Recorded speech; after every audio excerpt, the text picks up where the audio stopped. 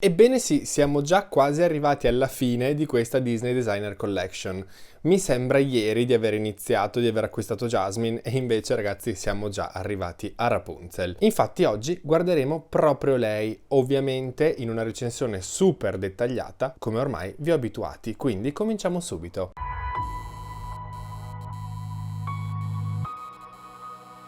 La scatola è sempre identica a tutte le altre di questa linea, è proprio una cosa continuativa in tutte queste bambole, ma nel suo caso, come vedete, è tutta sui toni del viola. Qui al centro vediamo come sempre il logo Disney Designer Collection scritto con questo oro stampato. Nell'angolo superiore a destra ci sono sempre questi rombi decorativi con all'interno in questo caso un sole, che è appunto il simbolo di Rapunzel. Simboli che ritroviamo ovviamente anche nell'angolo in basso a sinistra, sempre ovviamente uguali. Invece nell'angolo in basso a destra troviamo il suo nome, Rapunzel, con scritto Limited Edition 1 di 9800. Come sempre in queste scatole ci sono questi disegni, questi decori molto tenui disegnati sopra, nel suo caso sembrano dei fiori veramente molto belli, quasi dei gigli, e ovviamente ne troviamo un altro anche qui in alto, veramente mi piacciono un sacco, sono forse quelli più belli che ho visto finora. Su entrambi i lati della scatola ovviamente ritroviamo il suo nome scritto dorato, il viola e anche quei dettagli che abbiamo appena visto nella parte frontale. Infatti se andiamo a guardare anche l'altro lato è completamente ovviamente identico. Sul retro come sempre troviamo la foto del designer della bambola che abbiamo acquistato, a fianco ai soliti decori che ci sono anche nella parte frontale del box. Appena più in basso ovviamente anche il logo Disney Ultimate Princess Celebration e qui sotto il nome del designer, che però ragazzi direi che non provo neanche a pronunciarlo perché so già che sbaglierei. La solita descrizione scritta in inglese con anche le varie ispirazioni che sono servite a creare questa bambola, se volete leggere come sempre mettete in pausa il video. Scendendo troviamo la stessa cosa tradotta in francese e in spagnolo e poi qui in basso le solite informazioni che non ci interessano. Nella parte superiore invece della scatola troviamo sempre questa parte di plastica con sopra stampato in dorato effetto specchio il logo Disney Designer Collection e possiamo anche iniziare a intravedere all'interno la bambola. Ma andiamo ovviamente ad aprire la nostra Rapunzel, che vi devo dire sembra essere molto meglio di quello che sembrava dalle foto. Più o meno come sempre sappiamo che il Disney Store non è in grado di fare le foto alle proprie bambole. Qui nella parte inferiore c'è sempre il logo Disney Designer Collection, qui sulla parte di plastica ritroviamo quei rombi dorati decorativi che abbiamo visto anche prima, ma come vedete in questo caso sono anche state disegnate delle lanterne, una qui in basso nell'angolo in basso a destra e ne ritroviamo anche altre sempre sulla plastica qui nell'angolo in alto a sinistra. Tutto l'interno della sua scatola è nero e dorato ovviamente con sempre questi rombi e all'interno come vedete si ripete tantissime volte il suo simbolo che come vi ho detto prima è un sole. Qui nella porticina di sinistra troviamo questa cartolina dove rivediamo la foto del designer, il logo Ultimate Princess Celebration e il nome. Qui sotto vediamo un'immagine della torre di Rapunzel.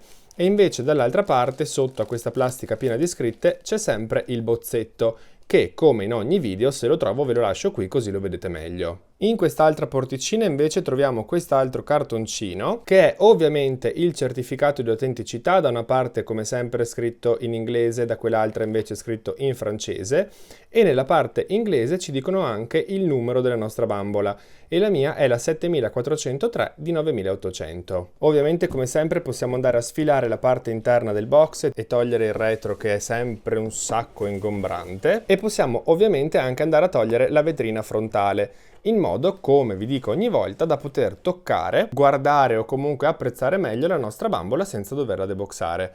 Ma che domande, ovviamente io corro subito a deboxarla. Prima di passare a guardare la bambola volevo farvi vedere velocissimamente lo sfondo interno della sua scatola perché ragazzi lo trovo bellissimo.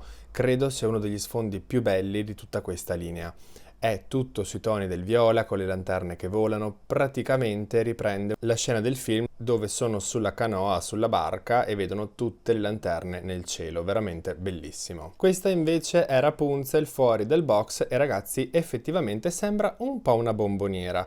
però è molto più carina veramente di quello che sembrava dalle loro foto. Iniziando a guardare il suo viso, vediamo che il mold, se non sbaglio, è sempre quello utilizzato anche nelle ultime classic del Disney Store, ma ha questa espressione, non lo so, è un misto tra sorridente e sconsolata, non riesco bene a capire questa espressione. Comunque i suoi occhi sono ovviamente enormi, come sempre, completamente verdi, con anche diverse tonalità di verde. Sugli occhi abbiamo le solite ciglia rutate, un ombretto dorato, con una linea che ricrea la profondità della palpebra mobile, un altro ombretto marroncino più sfumato, più leggero, più delicato. Sotto l'occhio c'è anche una leggerissima linea di un ombretto praticamente trasparente perlato. Le sue sopracciglia sono castane con tutti i peletti disegnati all'interno. Sulle guance abbiamo un bel po' di blush e come vedete sugli zigomi e sul naso ci sono anche un sacco di lentiggini, e sulle labbra invece indossa un rossetto rosa. Molto semplice, ma che le sta bene. Salendo a guardare la sua testa, la prima cosa che vediamo è questo enorme fiore,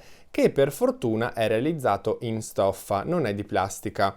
È attaccato qui sotto ad un cerchietto che ovviamente è stato infilato e cucito tra i suoi capelli in modo che rimanga in posizione, e non ho ancora ben capito se questa cosa mi piace oppure no, perché dalle foto sembrava una stupidata, ma vederla così dal vivo è forse anche quasi carino, ma valuterò se tenerglielo addosso o andare a toglierlo. I suoi capelli comunque nella parte qui frontale sono aperti qui in una riga laterale, con questi due ciuffi che proseguono lungo i lati, molto piatti e che arrivano fino in questo elastichino qui sul retro. Tutti i capelli sono raccolti in questa coda alta, dove è anche stato coperto con una ciocca di capelli l'elastico, e se li guardiamo dal retro vediamo che sono ovviamente completamente biondi, ma sono anche veramente molto molto lunghi, anche se per Rapunzel mi sarei aspettato i capelli lunghi fino a terra.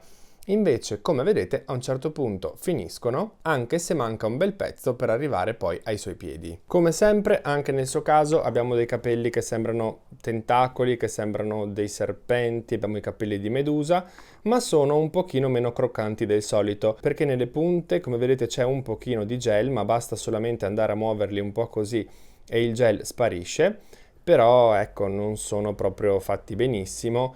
Vedrò di andare a dargli una sistemata come in tutte queste bambole e poi a rimetterla in scatola. Ma iniziando a guardare il suo vestito, che come vedete nella parte inferiore, nella parte della gonna, è veramente enorme e super voluminoso, direi di partire dal busto, dove vediamo che c'è questa stoffa completamente rosa, che poi rivedremo ovviamente lungo tutta la sua gonna, con disegnati questi fiorellini e queste foglie verdi, un sacco di brillantini rosa applicati qui lungo tutta la parte davanti del busto. Lo scollo è uno scollo a barchetta e come vedete le maniche sono delle maniche a sbuffo con all'interno due strati di tulle ovviamente sempre rosa. Devo dire che forse una collanina le sarebbe stata bene, o magari uno scollo un pochino più profondo, ma comunque non è male, non mi dispiace. Ci tengo a farvi vedere che i brillantini stranamente proseguono anche sul retro, li troviamo infatti applicati anche lungo la schiena. Scendendo un pochino vediamo che in vita indossa invece questa cintura che è removibile separatamente dal vestito, una cintura realizzata con questo raso rosa antico, dove nella parte proprio della cintura troviamo tutte queste cuciture decorative molto carine. E invece qui su un lato troviamo questo fiocchettino realizzato veramente molto bene, molto carino, sempre ovviamente con lo stesso tessuto, dal quale partono anche due nastrini che scendono lungo la gonna, e anche quelli sono cuciti benissimo e come vedete il tessuto è veramente un sacco riflettente e un sacco lucido. E poi sono ovviamente doppi, non sono foderati, sono proprio realizzati con la stoffa doppia, ma sono morbidissimi. In questo caso, in questa bambola, i tessuti sono veramente fantastici. La sua gonna invece, come vi dicevo, è davvero super voluminosa. Guardate, confronto al suo busto, quanto è grande questa gonna. E soprattutto, se andiamo a guardare anche il retro, vediamo che è veramente molto lunga.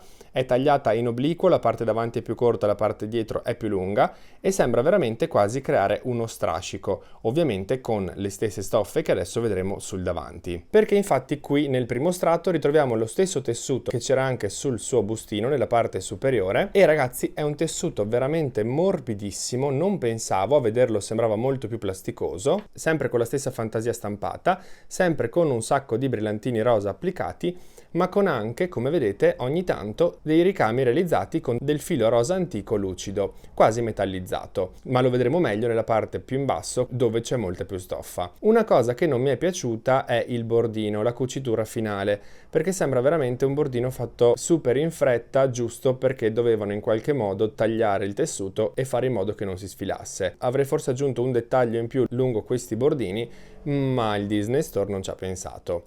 Comunque, se andiamo a sollevare questo primo tessuto, troviamo 3 strati di tulle rosa che danno un sacco di volume a questa gonna, un tulle che non è né troppo morbido né troppo rigido, ci sta, dà volume e sostegno ed è anche carino da vedere, ma se scendiamo nello strato più inferiore riusciamo sicuramente ad apprezzare meglio sia la fantasia di questo tessuto sia i fiori che ci sono stati ricamati sopra. Come vedete il tessuto è veramente morbidissimo, qui sicuramente si apprezza di più, come vi ho appena detto ritroviamo anche brillantini applicati e lungo tutta la gonna ci sono un sacco di fiori ricamati. Per fortuna proseguono anche sul lato e anche sul retro. Come vedete qui c'è un fiore realizzato in un modo, invece qui c'è un fiore realizzato in un altro modo. Carini entrambi, anche se forse questo qui mi piace un pochino di più, però ovviamente è tutta una questione di gusti. Andando a sollevare anche questo strato, in questo caso troviamo ben 4 strati di questo tulle rosa, sempre ovviamente per dare volume e sostegno a questa gonna.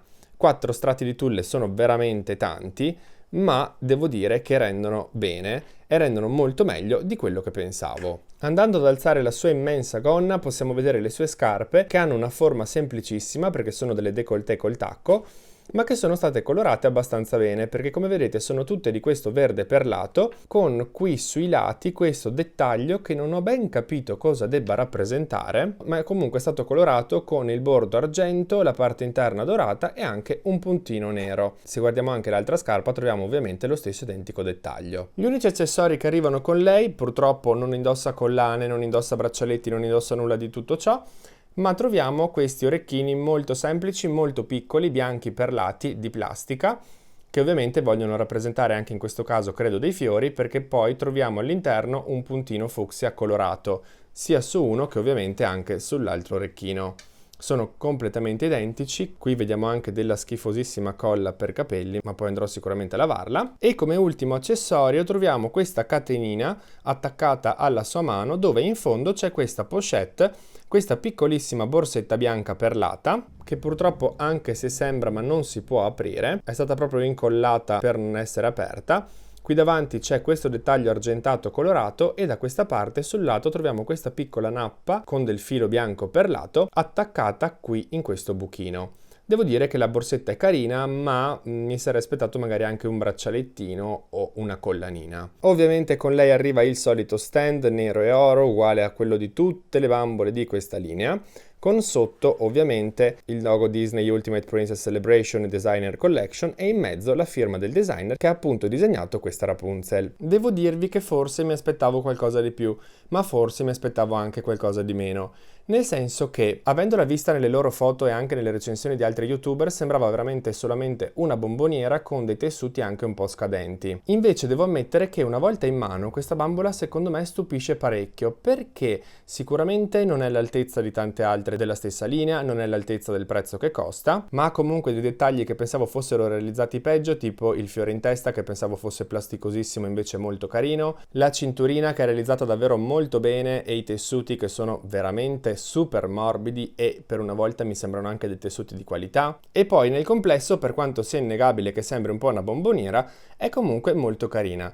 Se costasse la metà, ragazzi, sarebbe stupenda, sarebbe davvero perfetta. Quindi cosa c'è da dire, se non che è una bambola comunque molto bella, ma che come vi ho appena detto ha un prezzo effettivamente in questo caso troppo esagerato per quello che è. Come vi dicevo prima, avrei allungato i suoi capelli fino a terra, invece come vedete arrivano fino a un certo punto, seppur lunghissimi non sembrano proprio i capelli di Rapunzel. Avrei arricchito questa parte di gonna con qualche decoro in più, con qualche dettaglio in più che invece è stato tralasciato in favore di un banalissimo filo da cucito giusto per fare in modo che il tessuto non si sfilacciasse, e sicuramente avrei anche aggiunto un qualche accessorio in più, magari anche solamente un braccialetto sarebbe veramente stato perfetto.